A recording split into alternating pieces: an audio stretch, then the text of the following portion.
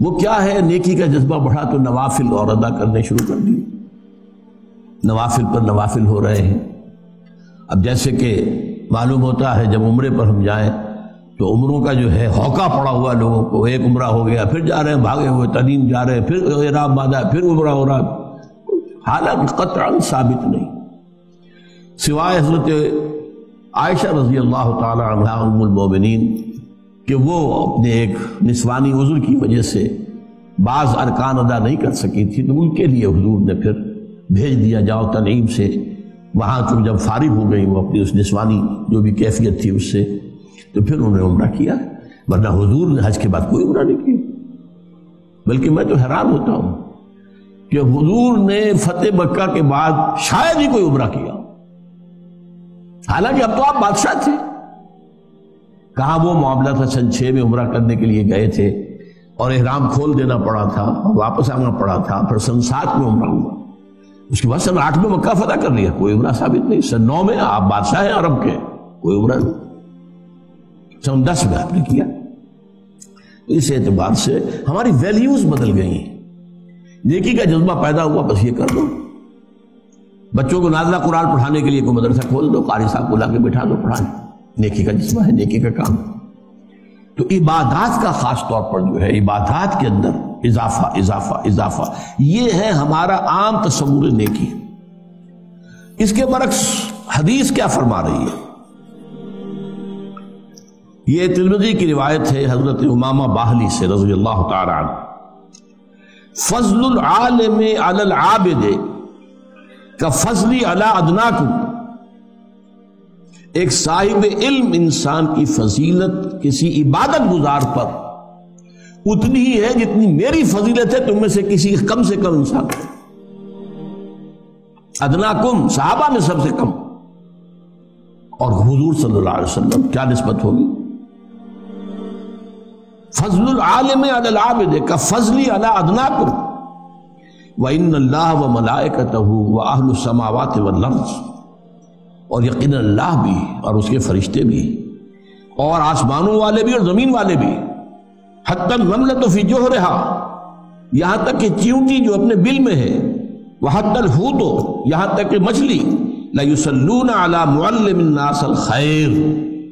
وہ درود بھیجتے رہتے ہیں، دعائیں کرتے رہتے ہیں اس شخص کے حق میں جو لوگوں کو خیر کی تعلیم دے۔ یہاں لفظ خیر بہت نوٹ کرنے کے قابل ہے، یہ میں بعد میں ذرا اور تفصیل سے عرض کروں گا۔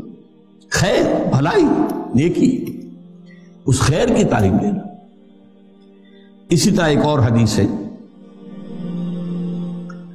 یہ بھی حضرت حسن سے ہے مرسلم،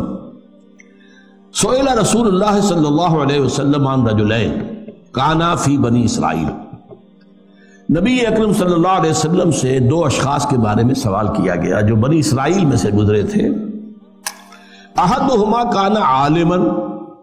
یصلی المکتوبۃ ثم یجلس فیعلم الناس الخیر، ان میں سے ایک تو وہ تھا جو عالم تھا، وہ صرف فرض نماز پڑھتا تھا، کوئی نوافل نہیں، صرف فرض، اور پھر بیٹھ جاتا تھا لوگوں کو خیر کی تعلیم دینے کے لیے۔ والآخر، اور دوسرا، یصوم النہار ویقوم اللیل، روزانہ روزہ رکھتا تھا، پوری رات کھڑا رہتا تھا۔ ایہما افضل، حضور ان میں سے افضل کون سا ہے؟ سوال سمجھ لیا؟ 2 اشخاص ہیں، ایک صرف فرض نماز ادا کر رہا، میں عبادت کے اعتبار سے عبادت اور علم اور تعلیم اور تعلم، ان کے مابین کیا نسبت ہے، کیا ریشو پروپورشن ہے، اس کی میں آپ کے لیے حدیث سنا رہا ہوں کہ 2 آدمیوں کے بارے میں پوچھا گیا، ایک وہ تھا جو صرف فرض نماز پڑھتا تھا اور اس کے بعد بیٹھ جاتا تھا لوگوں کو خیر کی تعلیم دینے کے لیے، اور دوسرا وہ تھا روزانہ روزہ رکھتا تھا اور پوری رات کھڑا رہتا تھا عبادت۔ ایہما افضل، ان دونوں میں سے افضل کون ہے؟ قال رسول اللہ صلی اللہ علیہ وسلم فضل هذا العالم الذي يصلي المكتوبة ثم يجلس فيعلم الناس الخير على العابد الذي يصوم النهار ويصلي الليل كفضلي على ادناكم، اس شخص کی فضیلت جو صرف فرض نماز پڑھتا ہے اور باقی سارا وقت جو ہے وہ لوگوں کو خیر کی تعلیم دینے میں گزارتا ہے، بسر کرتا ہے، اس شخص پر جو روزانہ روزہ رکھتا ہے اور روزانہ رات کو کھڑا رہتا ہے پوری رات، اس پہلے شخص کی فضیلت اس دوسرے پر اتنی ہے جتنی میری فضیلت ہے تم میں سے ادنا پر، تم میں سب سے کم تر پر۔ یہ ہے ریشو پروپورشن۔ ہمارے زیروں سے چیزیں نکل گئی ہیں، اہمیت ہی نہیں ہے، خرچ کیا جا رہا ہے، حج کیے جا رہے ہیں، عمرے کیے جا رہے ہیں، لیکن یہ کہ دین کا علم آس پاس بھی نہیں، نہ خود نہ اپنی اولاد کو سوچا بھی نہیں، غور و فکر ہی نہیں کیے، اور علم حاصل بھی کیا ہے تو ٹیکنالوجی کا علم حاصل کیا، صرف نیچرل سائنسز کا علم حاصل کیا ہے، ٹیکنالوجی کا علم حاصل کیا ہے، جس کا کہ علم دین سے کچھ سے سروکار ہی نہیں۔ اب یہ ایک حدیث اور سن لیجئے، یہ مسلم شریف میں ہے، حضرت ابو ہریرہ سے رضی اللہ تعالیٰ عنہ۔ یہ بڑی پیاری حدیث ہے، ایک زمانے میں میں بہت کثرت سے اس کو بیان کرتا رہا، اب ظاہر بات ہے کہ کچھ زمانے کے گزرنے کے ساتھ ساتھ کچھ اور مسائل سامنے آتے رہے تو بعض چیزیں اب پس منظر میں چلی گئی۔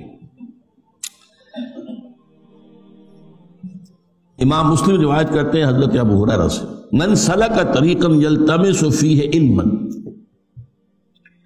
جو شخص کوئی راستہ اختیار کرتا ہے، سفر اختیار کرتا ہے جس میں علم کا حصول پیش نظر ہے،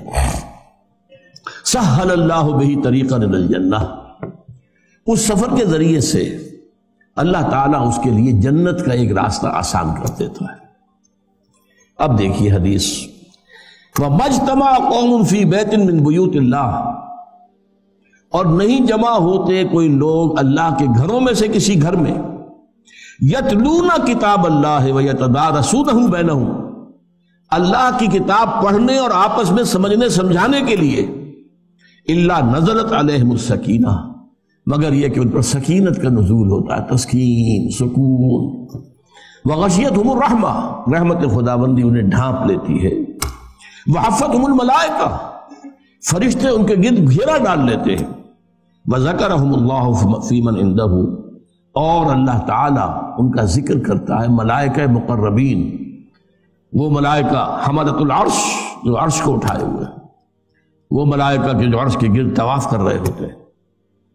وَتَرَى الْمَلَائِكَةَ حَافِّينَ مِنْ حَوْلِ الْعَرْشِ يُسَبِّحُونَ بِحَمْدِ رَبِّهِمْ، اللہ ذکر کرتا ہے، دیکھو تم نے کہا تھا نا کہ یہ جو آدم ہے میں اسے خلافت دے رہا ہوں، اسے اختیار دے رہا ہوں، یہ تو خون ریزی کرے گا، فساد مچائے گا، دیکھو میرے بندے وہ میرے گھروں میں سے ایک گھر میں، اور اس میں مفسرین کا تقریباً جماع ہے، اس سے مراد صرف مسجد نہیں ہے، جو بھی گھر، جو بھی مقام اس کام کے لیے خاص کر دیا جائے، قرآن کے پڑھنے پڑھانے کے لیے، وہ سب اس میں شامل ہو۔ دیکھو وہاں بیٹھے میری کتاب پڑھ رہے ہیں، ایک دوسرے سے سمجھ رہے ہیں، ایک دوسرے کو سمجھا رہے ہیں، یہی ہے نا وہ آدم جس کے بارے میں تمہیں وہ اشتباہ لاحق ہو گیا۔ یہ جو 3 حدیثیں میں نے آپ کو سنائی ہیں، ان کا ایک مرکزی نقطہ کیا ہے؟ جسے خیر کہا گیا وہ قرآن ہے، ہوا خیر مما یجمعون، خیر کا لفظ 2 چیزوں کے لیے آتا ہے، یا خیر دنیا کا مال و متاع دنیاوی، خیر انہ لحب الخیر لشدید، یا خیر اللہ کی کتاب ہے قرآن،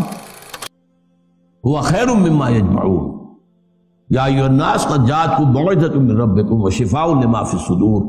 وہدی ورحمۃ للمؤمنین قل بفضل اللہ وبرحمتہ فبذلک فلیفرحوا ہوا خیر مما یجمعون۔ تو یہ خیر جو ہے در حقیقت قرآن ہے۔ چنانچہ یہاں آپ نے دیکھا کہ کہا گیا تھا کہ جو شخص علم کے لیے راستہ طے کرتا ہے، چل کر آیا ہے، آپ بھی چل کر آئے ہیں، کوئی آپ کا دنیاوی مقصد تو اس وقت نہیں ہے، اللہ تعالیٰ اگر اس کے اندر کہیں بھی کوئی اگر چیز غلط شامل ہے تو اس کو دور کر دے، میری نیت میں اگر کوئی چیز غلط ہے تو اللہ اسے پاک کر دے اس سے۔ ظاہر بات ہے کہ بظاہر تو کوئی مقصد نہیں، میں کوئی سیاسی آدمی نہیں، یہاں کوئی مذہبی فرقہ واریت کی جو ہے بات نہیں ہوتی کہ یہ اس سے بہتر ہے، یہ اس سے بہتر ہے، یہ کمتر ہے، وہ کچھ نہیں، قرآن پڑھنا ہے، قرآن سمجھنا۔ من سلک طریقا یلتمس فیہ علما، اب یہاں لفظ علم آیا، لیکن علم کو آگے بیان کر دیا، یتلون کتاب اللہ ہے ویتدارسونہ بینہم، اس علم سے مراد علم فقہ نہیں ہے، اس علم سے مراد جو ہے، میں پھر بھی عرض کر رہا ہوں، علم حدیث نہیں ہے، اس علم سے مراد کتاب اللہ ہے، باقی چیزیں اس کے تابع ہیں، اس کو سمجھنے کے لیے جتنی ضرورت ہے، ضروری ہے تو چاہیے۔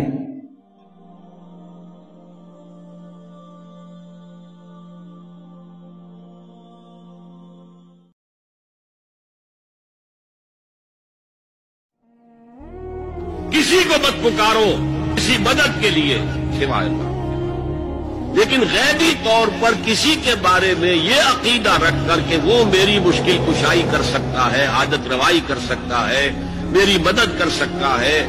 یہ شرک ہے، اور اس کے شرک ہونے میں کوئی شک نہیں۔ مانگو صرف اللہ سے، اللہ سے، اللہ سے۔